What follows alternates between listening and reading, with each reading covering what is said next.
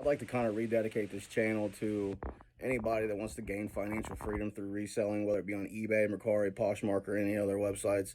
It's totally possible. You can quit your job and you can make a full-time income doing so.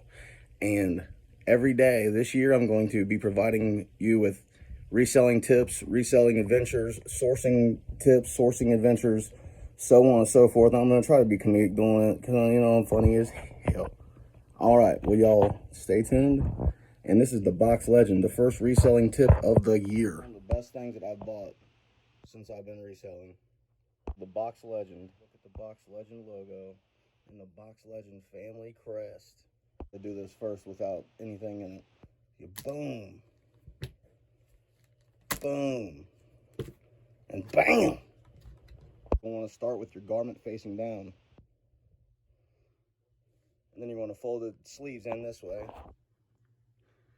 In that. And then you're going to make sure the tail is folded up. And then you will boom. Boom. Bam.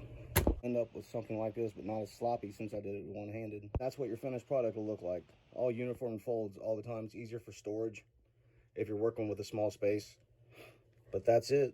I'll leave the link below to purchase this product on Amazon. This is definitely not paid. Wish it was.